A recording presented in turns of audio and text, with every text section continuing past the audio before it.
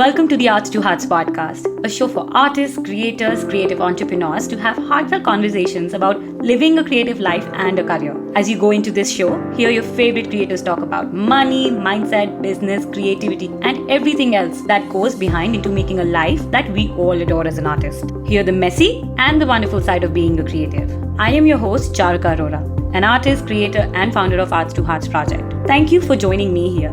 Let's jump right in. Okay, welcome to the podcast, Tina. Thank you very much for inviting me. It's a real pleasure to meet with you. Absolutely, it's my pleasure. I can't even tell you how excited I am to have you. We've been trying to do this for some time, and I'm so glad we finally did it. I have so many questions for you, but before we get into that, would you like to introduce yourself for people who are listening right now? Yes, I'll introduce myself with pleasure. My name's Tina Marais. I'm a visual and textile artist, and I'm based in Montreal, in Quebec, in Canada. I'm originally from South Africa, and I create textile abstractions, basically large scale. My focus is very much on environmental issues, social commentary, and then lately I'm really interested in the entanglements of materiality. So my work gets exhibited fairly often, and yes. You know what is so interesting about your work? I just love the way you use materials. Like, I was just, even before hopping on a call, I was just looking back on your Instagram, and I was just making sure, just admiring like every other day. Like the way you mix materials, pistachio shells and tea bags. I love that work. I don't remember. I Thank have you. taken some screenshots. Yes, I have a real connection with the tangibility of the material, and I think in this world, specifically, actually post-pandemic, we have this incredible basic need to connect with touch, to real materials, and to interact with it. Yes. So I'm really interested in manipulating thread and the textures and sort of creating a visual connection with the materiality of things in my work. And then with textile, there's this other connection. I think it's a second skin. From the minute we're born until we leave this earth, we are clothed, and it's one of the first ways in which we express our individuality is in the choices of colors and textures we put on our bodies. So I think using this as art creates like a real visceral connection between the artwork and the public. Yeah. Right. I love that thought. And that's so true, actually. I think our clothes become, in our lifetime, they become a primary skin. Like what we wear, how we cover our skin. I think the time we are born and after the time we are gone, I think these are two times where our skin, our primary skin is our skin. But in our lifetimes, I think we're all like making our clothes which acts as a second and it's an identity. It's so integral to our own visual identity. So using this in art, I think, has a different connection, like a real connection with people. And then there's this very strong craft-based, skill-based origin behind it, which I think is really interesting because a lot of that real skill hand textile techniques, for example, are being lost to some extent through industrial processes, etc. Yeah. Tell me something. You were born in South Africa, right? In Cape Town. You're currently living in Canada. Yes. Cape Town, yes. And currently you're living in Canada. And you have a French surname. Yes, actually, the French in South Africa, there's a lot of French family names. And my ancestors went to South Africa with the French Huguenots. So, of course, in the general, South Africa has 11 official languages. but Oh there's a lot of wow. French first and second names that's still being used quite often in South Africa, even though the language is not used in South Africa. But in Quebec, where I live, it's a French-speaking province of Canada. So there's an Oh interesting wow. historical connection there because it all is part of the sort of colonialist heritage, actually, with languages and cultural Yeah, heritage that leave an imprint and then become mixed and evolved with local culture. So that's true. Tell me something. How has we were just talking about this before we started recording, like why I think I gravitate a lot towards your work. I think definitely because of the scale, and I think the visual sensory, like the textures and like the sensory element of your work is so strong.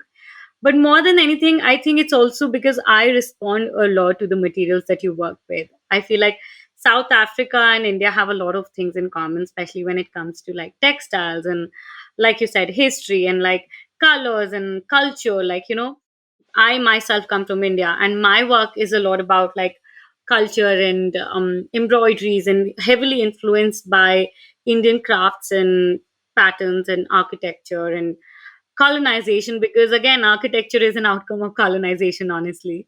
So I'm just trying to understand.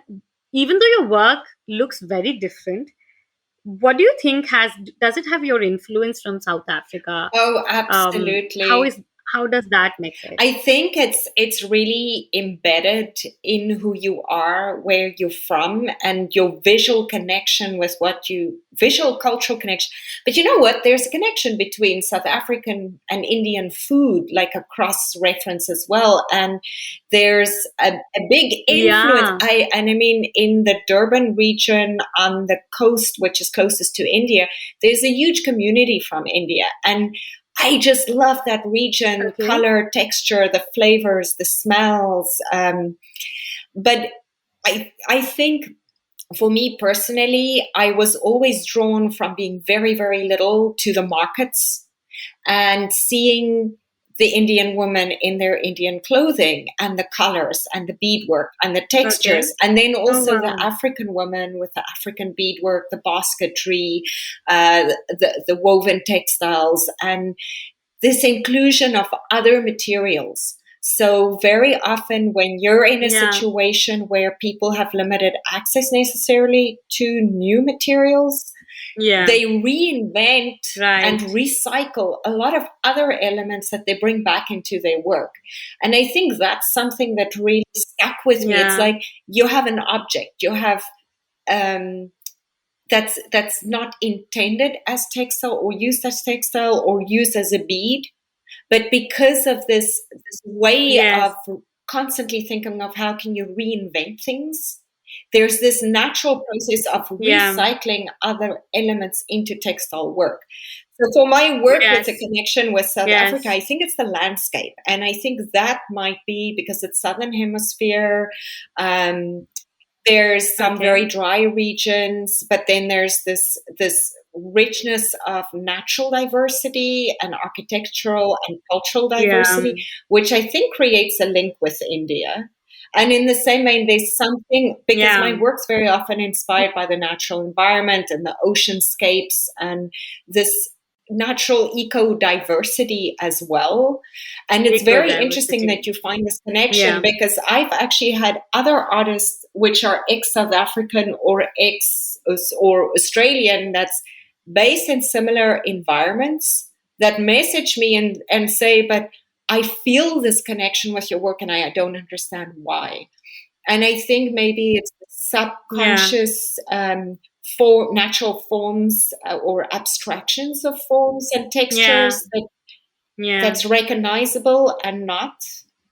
And then there's this thing with the Yeah. I yeah. think also like I think for me, it's so come from fashion, right? So I've also seen fashion not in its purest form, but also it's in its raw. It's in progress, in its ugliest form, if I can say so.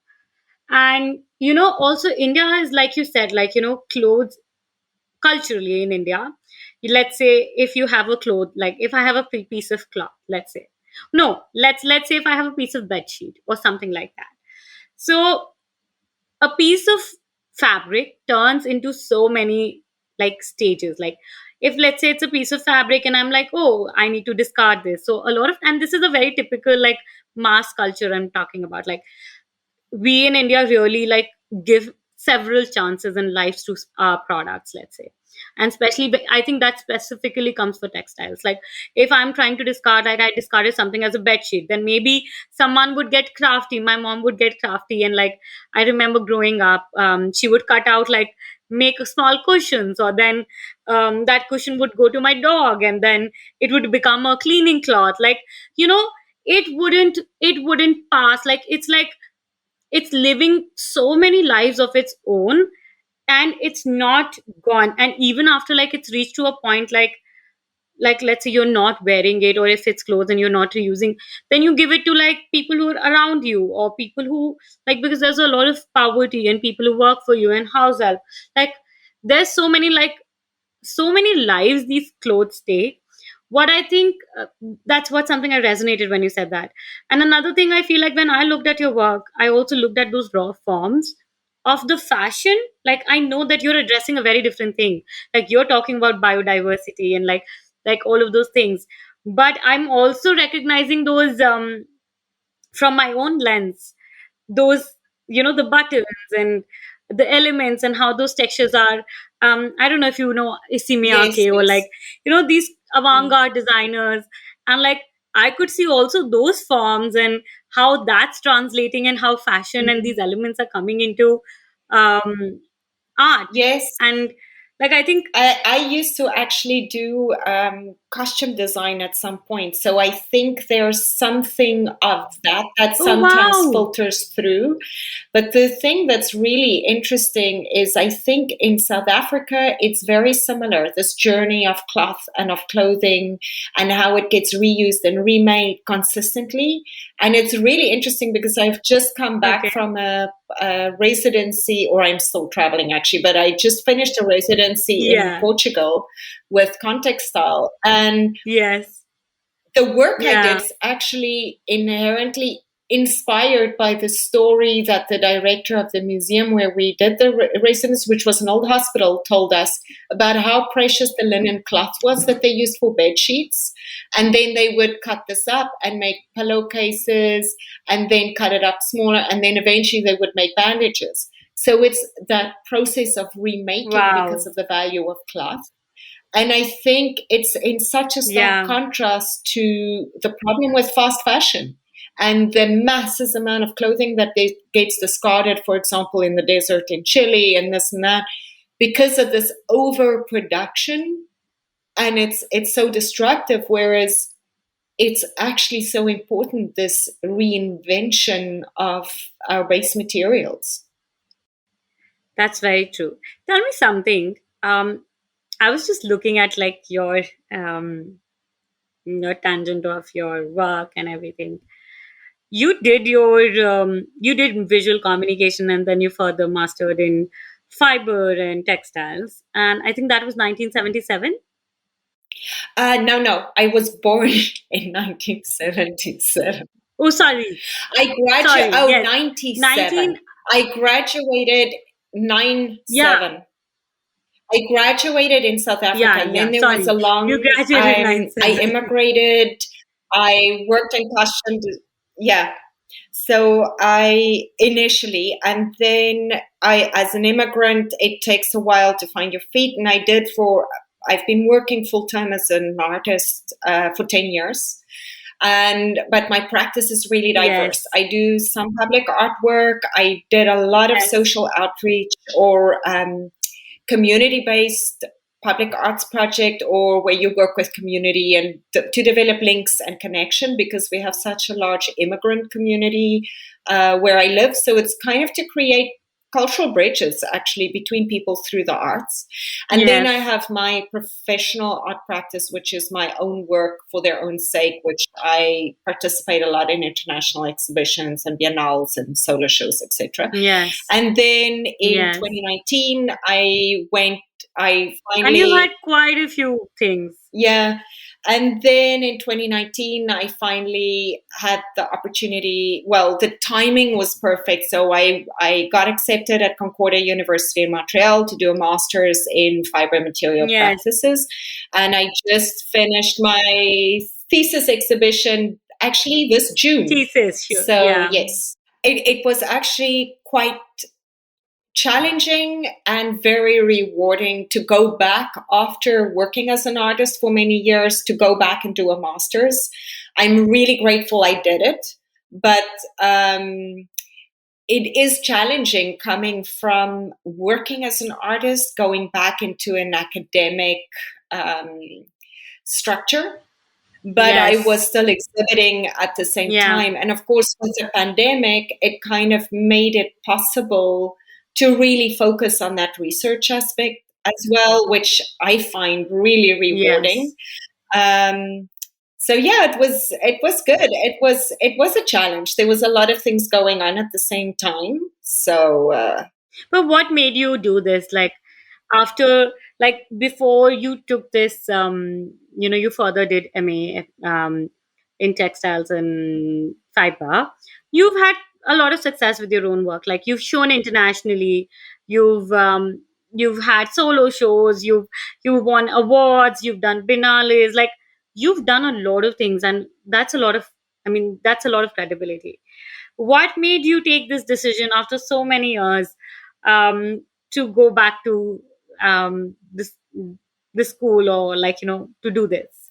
I think I actually, you know what, in my own art practice, I felt like I had pushed it as far in concept as I could. And I was so hungry to have more knowledge and to be able to take the time to do better research, more reading, really get into more current philosophical trends, etc. Plus, it's a studio art school, so to get that critique from, I was so fortunate to have really outstanding professors. So to get that professional critique on your work, to make you question exactly why are you choosing certain materials, why are you working with certain things, how um, you really solidify your process and the message of the work. So this was really important to me. But I continued to exhibit outside of my master's at the same time. So I was working and doing projects in Yeah. parallel. Yeah. But it was really rewarding. And now, since I've just finished, I can really feel a difference in the way that it I can thread together different meanings through my work and really Yes. give depth to the layers of meaning in the work too, because not all the meanings are always visible. I think a lot of my work is deeply personal, Yes. and some of the personal things is not Yes. necessarily something. It's sort of another layer to the more research or message of the work, but I think people feel it. I think the amount of time it takes to Yeah. make textile work, I think you're literally sewing your emotions into the cloth. And I think when people see I the love work, that. they feel it without needing to be Yeah. told what it's saying. I think there's this Yeah. Yes, that's true. communication of a message that's felt and not necessarily needs to be explained. I love that thought. Tell me something. I recently, I mean, I saw your thesis exhibition and the second skin, and I love. I mean, I'm going to ask you questions and talk about that.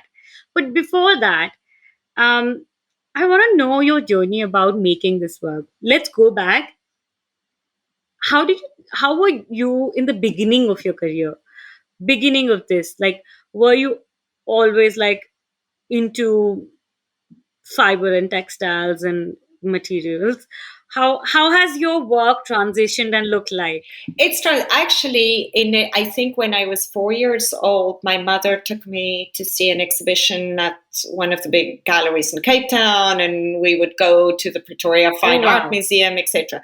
And I think since I was 4 years old, I wanted to be, well, it was an artist, an archaeologist, or a ballerina.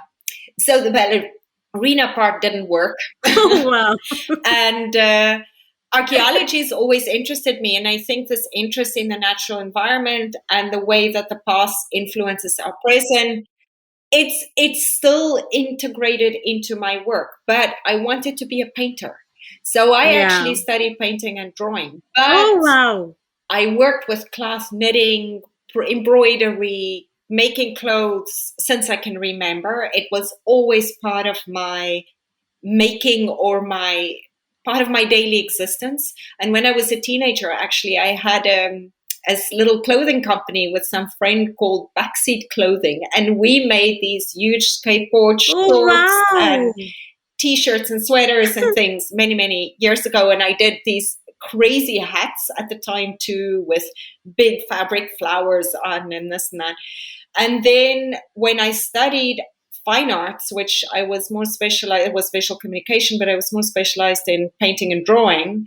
I actually did pattern drafting courses to do garments on the side and worked as a Wow. dressmaker to buy my art materials for my art courses. Oh my So I saw goodness. this as two completely separate things. And then I continued doing my art, but I actually worked. Integrated. Yeah, but I always kept it separate. I didn't consider the textile work as fine art, I considered it as craft. So I worked as a Oh, costume. I had that question in my Yeah, mind. so I worked with textile in making costumes for dance, for theater. I did costume design for a few years, for a few shows, and then I think early 2011, I discovered the work of some contemporary textile-based artists online, which I never knew that this existed Okay. as a field or a world or Yeah. a parallel to contemporary art practice. Yeah. And I started researching this Yeah. and found that actually since the 1950s, especially in Europe and Poland, there was the big Łódź Triennale and Magdalena Kamowicz. There was various artists that actually brought textile into the contemporary art world, but it was really lesser known. And I think Yeah. there's a huge confusion Yeah. between what's the difference between textile as fine art and textile as craft. So it started infiltrating my work, which at that stage was much more mixed media. And I think in Yes. 2013, 14, I got a commission. The city where I lived was selected as by the Génération de Culture as one of the example cities of using culture in the community for the etc. And I actually got commissioned to create a big artwork for this launch. So I did a sculpture. And for this piece, I actually worked in textile for the first time. And it was about, I think, 4 meters by 3. It was a huge piece. And that was it. Everything made sense for me artistically. And since then, I've been working only in textile. And I was really fortunate. The last few years, I've been selected or invited for various contemporary textile art biennales. I've had solo exhibitions. And I think I always have this goal to exhibit also in places that sometimes, especially in Quebec or in the community, to create visibility for kids that are interested in arts, but may not always, as Yes. me, have this opening that takes. Firstly, you're an artist. Secondly, you can choose to express yourself in textile, which is different to craft making. And I love I this. think it's so important for me because I wish I knew earlier. I wish I knew earlier. But it was like this eureka moment where everything made sense. But of course, what makes it, which really makes it so easy for me or so unique in my work is I have all the skills in three-dimensional construction with cloth. Yeah, yeah, absolutely. So, yes. Yeah. When I was looking at your work, The Second Skin, and there was this one of the work that had the rib cage, and I was just looking at it, and I remember because I studied fashion, so I've done drafting and I've done sewing and I've done pattern making and like all of it. So I was seeing the boning that you'd done. And the moment I saw that, and I had this flashback because I used to do a lot of boning. Like, we used to make corsets. And for that corsets, we used to have a lot of boning in it and like stitch them. And it took me back in time. And I was like, I think that's why I'm so inspired by your work. Because like you said, it's a reaffirmation to my own self, because like this was a question that you've already addressed, but I want to just talk a little bit about, because when I came, I didn't come from an art school, and I never knew what contemporary art was. And like, I just knew I was a small town girl who just knew how to be creative. And when I entered into the arts, I was like, okay, you get to be an artist. Where I thought like, okay, I had to be a painter to be an artist. This is what being an artist looked like. So if I needed to, like, if I was doing anything else, and I'm either an illustrator, I was being capped as a designer, or if I was anywhere remotely given to fabrics, I was into the crafts and not into the arts. So I always had this interest, because, and also I ran a fashion business, and I was like, so even like how crafts came into my own work, I had this, I don't know, I've spoken about this on the podcast. Like, I when I shut down my business, I had this, so I still have this huge mannequins in my studio that I've never shown, but I've never had the like to like not my sewing machine or my materials. And I remember after even closing that business, 2 years, till 2 years, I would carry that all along because I would move a lot. And I had this box of embroidery materials that I would never throw away. And I love embroideries. I've always loved, because that's how I grew up with. And I would open up, look at them, find them very fascinating, and didn't know. I was like, oh no, I'm an artist now. I can't let them go, but I don't know how to use them anymore. So I would just keep them. And one day, I think a little beginning of the pandemic, I was just sitting idle. I was sketching, and I had that box, and I was like, maybe I can. I just wanted to experiment and play because I was too carefree. And I just added a little bit in my sketchbook, and I was like, this feels me. And I started getting, I think, the idea, because I think a lot of people, at least I grew up around that this was being an artist. If you're a painter, then you become a mixed media. But this was such a risky territory, because once you go into this territory of experimenting and like, crafting and like using fabric or any other material, as an artist, it was very hard to decipher who I am now. What am I? Am I should, how do you address and how do people respond? I think there was a lot of fear around that, and the fear of acceptance and risking, or like, should I even do this to myself? Like, did you have those fears? Um, I think at some point initially, but at some point that you completely, I think it's so important to stay present and stay present with the work. And what do you want to communicate? What do you want to say through the work? And when it's really authentic, people usually respond to it better. And art's really personal. I don't think um, everybody connects to the same people's work in the same way either, Yeah, or connect to the same artwork. yeah, I see it more, once one piece is done, it has to live its own life. I separate myself from it as well. It's like a moment of right. time, a period of time captured in a work, and then it has to exist on its own, and it becomes separate from you. But in terms of fears in experimentation, for sure, I think we all go through that. But I still do a lot of experimentation. I think it's really important to try new things and continue to develop new things. And I think as an artist, the more you do and the more you explore and the more you interact with your material, the more authentic your work becomes and the more your voice becomes clear through the work. But it takes a lot of doing and making to really, and then you have to sometimes sit back and just look at your work and see what you see that repeats and see what the work's saying to you. And it really helps find your artistic voice in that way. But I think there's just a whole lot of doing and making to find that. I also see, like, I think art is like a religious practice. Like, it's a repetition. It's a lot about repetition in movement, in thoughts. Like, we sit around with a lot of thoughts and the way we do things. Um, your work as a seamstress, like, you were making these costumes, like, but you had a different intention. Now, physically, I think a lot of times you may be repeating those actions, like, let's say, boning. uh, but your outcome and your thought process is entirely different.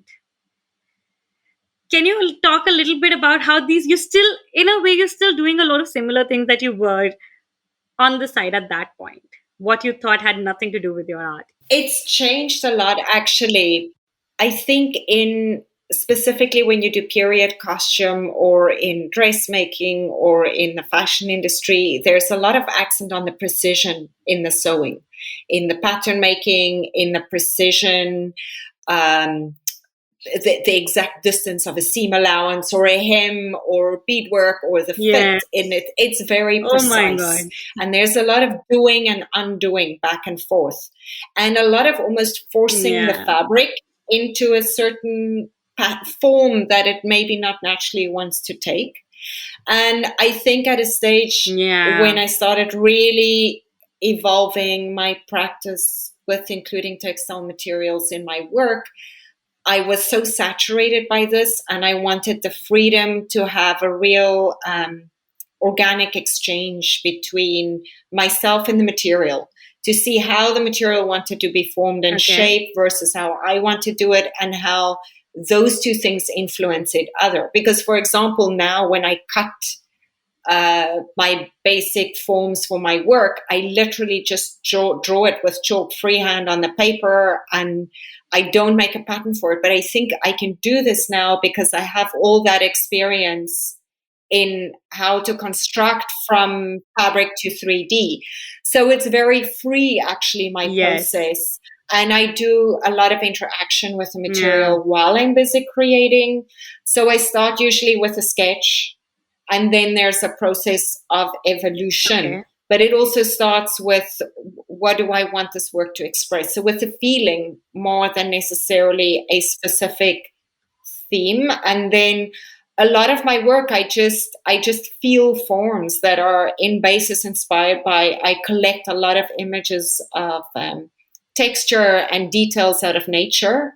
And I think somehow these things mix with memories of forms from South Africa. So it's between what's real and what's a memory, and it becomes an imagined Yeah. interpretation. And very often it's an imagined interpretation of a feeling or an emotion or a place or a memory or an interaction. And what about the scale of your work? How do you see that in context to both of those things? Like, your work is humongous. A common word that we also use in fashion is like shape shifting. What do you say about that? No, actually, it's never big enough. But my problem is often limitation of storage space, limitation of installation Yes. spaces, limitation of studio space. But you find a way to work around all of this. So yes, my work is larger in scale. Especially some of my more installation pieces, but I do some smaller pieces too, or I do multiples of smaller pieces to fill a larger space. But some of it is due. I had a period where I had a lot of medical. Yeah, I got really sick, so I had limitations in my body due to surgery. So my work became smaller, and I had Oh to my do god. more multiples of the same things. And now I'm back to the bigger work, which is so liberating because I love interacting with my entire body with the work. So it's a real back Yeah. and forth. It's a real physical process when you work on larger work too. Your entire body is involved, Yeah. and I love this. But Right. it's not big enough yet. It's not big enough yet, but it is something that's constantly evolving and growing. But I think it's also as your um, freedom to just express and explore the scale that speaks to you grows. It's an ongoing Yes. development process. I don't think as an artist we're stagnant. I think it would be really sad if you're stagnant and just kept doing the same thing over and over again. I love that. That's so true. And I think that's also the entire point of being a creative. I think it's it's very suffocating when you feel called to something and you don't pursue it because we're thinking how it fits in a certain definition. And I think truly why I feel so inspired your work is I think it takes courage. A lot of the work that you're making, I truly feel it takes courage because there are a lot of not only external validation or like definitions, but also a lot of inner fears that you need to push and experiment to create what you're creating. And I see myself there, and you've inspired me to like to chase that path and the like your own identity. So I'm just so grateful to speak to you, and I feel I'm waiting for my new studio, and I want to open up my sewing machine, and I want to I think that, like you said, like I love organic feel, and that's why I think I can't work on a canvas. I switched to wood completely, like, or paper. I want that tactileness and that earthiness in my work, and I love fabrics. And I've worked as artists we do these toils, uh, in fashion you do toils, and like we do muslin toils, and like I always like for me I always enjoyed the toils more than I did a garment ever. And I feel like I want to go back to that feeling, and I don't know how. And I agree. There's something far more interaction. I think that's a really good place to go. I think it's so important that you need to reach a point where the work just flows out of you and you don't fight it. And I think yeah, with ideas right, about social preconditionment or what other people might think, or can I actually say yes, this, or what would other people think? We limit ourselves, we place barriers around ourselves, and it right, takes a lot of time to free yourself from those barriers and to just say the work is just flowing out of me and I need to express this, and it doesn't matter if it's well received or not. This is what I need to not, say through my yes, work. But it takes a lot of time because I think we really have a lot of social constrictions, cultural restrictions. It depends on where you live. It depends on yeah, your family situation. It depends on ethical religion. Like there's so many barriers that we create around ourselves. And I think yeah, it's for really sure. important to sit down with yourself and to be honest and say, what are the constructs I'm putting on myself that doesn't necessarily need to be there? I love that. You've left me with so much inspiration, and I'm going to send you a picture once I open my sewing machine, and like Please I will do. send you that whenever that day is coming. Please do. I'm looking forward to it. Oh my God, thank you so much. Thank you so much for having me. Absolutely, but I can't let you go yet. I have a rapid fire for you. Yes. Are you ready? Yes. Okay, here we go. One thing you want to convey through your work in the arts. Entanglement, how everything is interconnected around us, and how we are also part of a bigger ecosystem as living organisms. I love that. Okay. What's that one word that describes you the best? Child inside.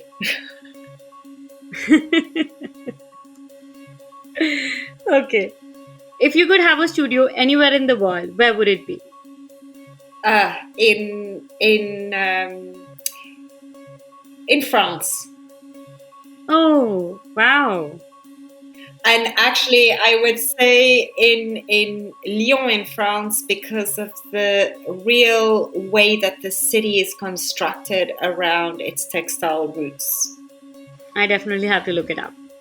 Yes, well, one can dream. Okay. Your biggest source of inspiration. Nature.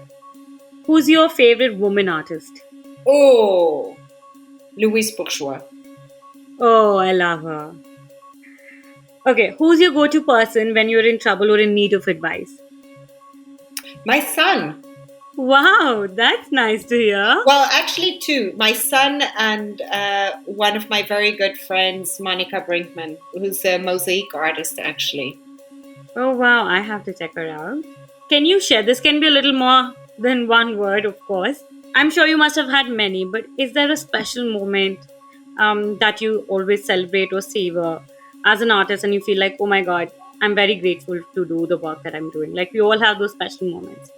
Anything that has happened so far that you feel like is a very special moment for you as an artist? Oh, every day. I love this answer. Oh my I god. think every day is a special moment. I think sometimes I just feel like we should be because I feel so grateful to be able to pursue this path because I know it wasn't easy. I'd never thought this was possible. So yeah, I think there's so much to be grateful about. Yes, and life can be cut so short. I think we need to celebrate each day. We need to remind Yeah, ourselves of it. I love that. If you were to meet younger Tina today, what advice would you give her? Follow your gut feel always. Amazing, Because amazing. when you don't, everything goes horribly wrong. Yes. Shout out to an artist. Shout out to an artist. Ah, if I had to give a shout out to an artist, it would be to so many. My dear friend Monica Brinkman, who's a mosaic artist, Diane Colette, who's a exquisite friend of mine who's an artist as well, Paloma Cruz, who I just worked with on a residency, who works with ceramic. I love her work. And then the list will keep going on and on and on and on and on because I think there's so many incredible artists in my artistic community that's that's really like an artist tribe and an extremely supportive community. There's so many. I feel bad to mention names because they're all important. You send me a list. I will add everybody in the show notes. Okay, I'll send you a list. I'll send you a list. Perfect. Thank you so much, Tina. This was so wonderful. You were so wonderful and kind, and you shared a lot of with us that I'm so grateful for. But before I let you go, do you want to like share anything upcoming that you that you would like to share with our listeners, where people can find you, any new projects, where how they can look at your work? Okay, so at the moment, I have the work that was created during the residency with Textile in Portugal that'll be on exhibition until the end of October. And if anyone's there, I highly recommend they go and see because there's about, I think, 8 or 9 parallel exhibitions with Biennale all over. And if you love contemporary textile based art, you absolutely have to see this. Then I have work in the New Materials Biennale in Beijing and China, and there's the Lausanne Beijing Biennale that just opened that I have work in too. And then the next big textile event is the World Textile Art Biennale in Miami, which I'll have a work in the large format salon, and that's in early November. And in October, I'll be in Belgium for a textile biennale there. I will be posting images of the exhibitions and the work on my Instagram feed as I do. And then 2 solo shows next year, which is super exciting. Few other projects are busy being finalized, so I don't like speaking about things before they're completely solidified their mix, but it's kind of really exciting. And then I'm just looking forward to get back into my studio and really work on the new shows, which will be new bodies of work. So the one will be in Quebec and the other will be in Australia next year. This sounds like a hella busy thing. You have so much that's happening upcoming, and I'm so glad and happy to hear that. Yes, thank you. Perfect. So I will link all the artists, a lot of things and shows, and link to your thesis show and your work in the show notes. So I highly recommend. I love her, Tina's thesis show and her work in general as well, definitely. So I will add all the links and images to her work, her bio, about her exhibitions and everything in the show notes. So make sure anyone who's listening, you go on our website and have a look on our work. And you will also find transcripts and links mentioned here. So make sure you download them. And yeah, I mean, that's it. Thank you so much, Tina. I'm really grateful for this. Thank you. Thank you very much. It was such a wonderful opportunity to share a little bit and to meet and exchange with you. Same here. Same here. Thank you so much.